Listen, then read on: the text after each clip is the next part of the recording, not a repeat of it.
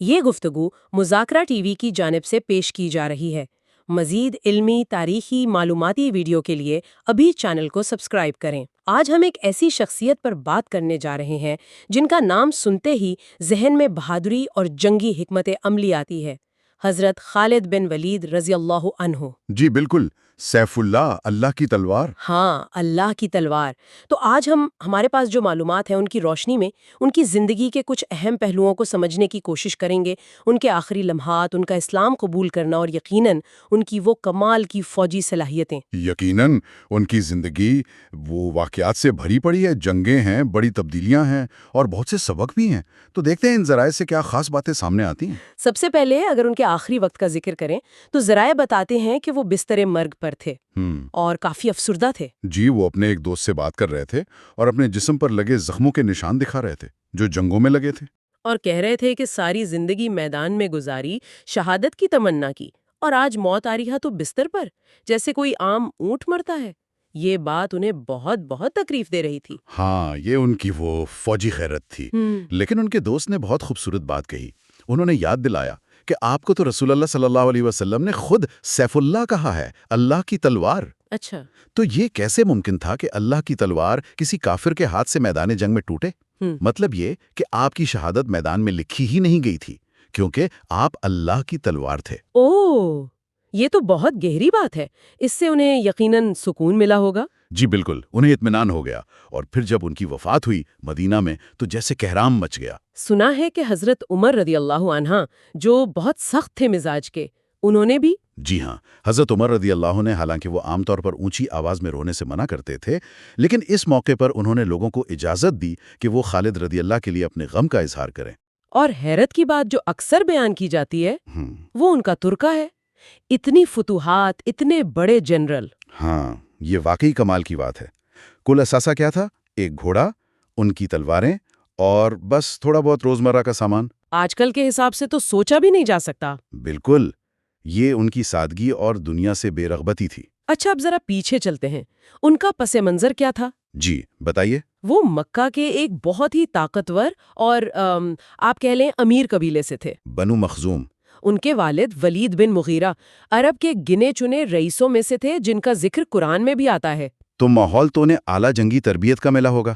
بالکل، گھڑ سواری، نیزہ بازی، تلوار زنی، اسی ماحول میں ان کی پرورش ہوئی۔ اور اسلام سے پہلے جنگ احد میں ان کا کردار، وہ تو تاریخ کا ایک اہم موڑ سمجھا جاتا ہے۔ جی ہاں، وہ ابھی مسلمان نہیں ہوئے تھے جب مسلمانوں کے تیر اندازوں نے وہ پہاڑی درہ چھوڑ دیا، اپنی جگہ چھوڑ دی تھی۔ ہاں، تو خالد بن ولید نے، جو اس وقت مشرکین کے لشکر میں تھے، فوراً موقع کو پہچانا اور پیچھے سے حملہ کر دیا، جس سے مسلمانوں کو بہت نقصان اٹھانا پڑا۔ یہ ان کی شروع کی فوجی ذہانت کا ثبوت ہے۔ بالکل۔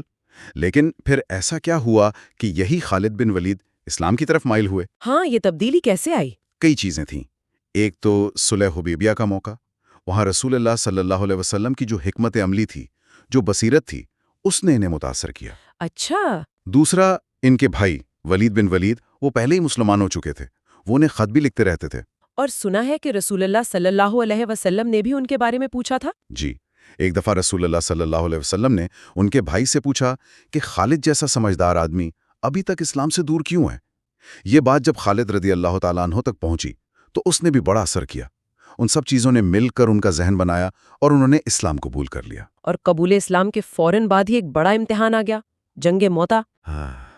وہ ایک عام سپاہی کی حیثیت سے گئے تھے، لیکن جنگ کی صورتحال ایسی بنی کہ جو 3 کمانڈر مقرر کیے گئے تھے وہ یکے بعد دیگرے شہید ہو گئے۔ زید بن حارثہ، جعفر بن ابی طالب، عبداللہ بن رواحہ رضی اللہ عنہم۔ جی، فوج میں ایک بے یقینی سی پھیل گئی۔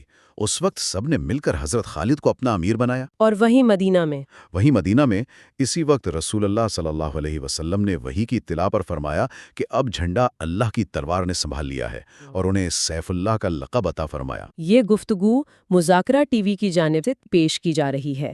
مزید علمی، تاریخی، معلوماتی ویڈیو کے لیے ابھی چینل کو سبسکرائب کریں۔ اچھا، ایک واقعہ ذرائع میں آتا ہے جس پر کچھ بات ہوتی ہے، وہ بنو جزیمہ والا۔ جی ہاں، اس کا ذکر ملتا ہے۔ انہیں ایک قبیلے بنو جزیمہ کی طرف بھیجا گیا تھا، وہاں کچھ غلط فہمی ہو گئی۔ کیا ہوا تھا؟ تفصیلات میں تھوڑا اختلاف ہے، لیکن خلاصہ یہ کہ حضرت خالد نے سمجھا کہ وہ لوگ ابھی مسلمان نہیں ہوئے یا مخالفت پر آمادہ ہیں، اور انہوں نے ان کے کچھ آدمیوں کو قتل کروا دیا۔ اوہ! جب یہ خبر رسول اللہ صلی اللہ علیہ وسلم تک پہنچی تو آپ سخت ناراض ہوئے۔ آپ نے فوراً ہاتھ اٹھا کر اللہ کے حضور عرض کیا کہ اے اللہ، خالد نے جو کیا میں اس سے بری ہوں۔ یعنی آپ نے اس عمل سے مکمل لا تعلقی ظاہر کی۔ بالکل، اور فوراً حضرت علی کو بھیجا کہ جا کر معاملہ ٹھیک کرو، جو لوگ مارے گئے ان کی دیت ادا کرو، جو نقصان ہوا اس کا ازالہ کرو، انصاف کے سارے تقاضے پورے کرو۔ اسی پر وہ حضرت عبد الرحمن بن عوف سے ان کی کچھ بحث بھی ہوئی تھی؟ جی، حضرت عبد الرحمن بن عوف جو سابقون الاولون میں سے ہیں، یعنی اسلام قبول کرنے والے پہلے لوگوں میں سے، ان کی اور حضرت خالد کی کچھ تلخ کلامی ہوئی۔ تو رسول اللہ صلی اللہ علیہ وسلم نے حضرت عبد الرحمن بن عوف کا ساتھ دیا اور فرمایا کہ میرے صحابہ کے بارے میں کچھ نہ کہو، خاص طور پر ان کے بارے میں جو پہلے ایمان لائے۔ اگر تم احد پہاڑ جتنا سونا بھی خرچ کر دو تو ان کے ایک مٹھی جو کے برابر بھی نہیں پہنچ سکتے۔ اس سے یہ واضح ہوتا ہے کہ فوجی کامیابیوں کے باوجود اسلام میں سبقت اور تقوی کا مقام بہت اونچا ہے۔ بالکل، یہ ایک اہم سبق تھا۔ تو اگر ہم خلاصہ کریں، حضرت خالد بن ولید رضی اللہ تعالیٰ عنہ بلا شبہ ایک غیر معمولی فوجی ذہن رکھتے تھے، تاریخ کے عظیم جرنیلوں میں سے ایک۔ جی، اسلام قبول کرنے کے بعد انہوں نے اپنی یہ ساری صلاحیت اللہ کے دین کے لیے وقف کر دی۔ ان کی زندگی میں ہمیں عظیم فتوحات نظر آتی ہیں، بڑے چیلنجز نظر آتے ہیں، قیادت کی مثالیں ہیں۔ اور آخر میں وہ سادگی اور دنیا سے بے نیازی کا ایک حیرت انگیز نمونہ۔ جی بالکل، ان کا وہ معمولی ترکہ آج بھی ہمیں سوچنے پر مجبور کرتا ہے کہ اصل عظمت کیا ہے۔ اتنی طاقت، اتنی شہرت، اتنی کامیابیاں، لیکن ذاتی زندگی میں اتنی سادگی۔ واقعی یہ ایک بہت بڑا سبق ہے۔ یہ گفتگو مذاکرہ ٹی وی کی جانب سے پیش کی جا رہی ہے۔ مزید علمی، تاریخی، معلوماتی ویڈیو کے لیے ابھی چینل کو سبسکرائب کریں۔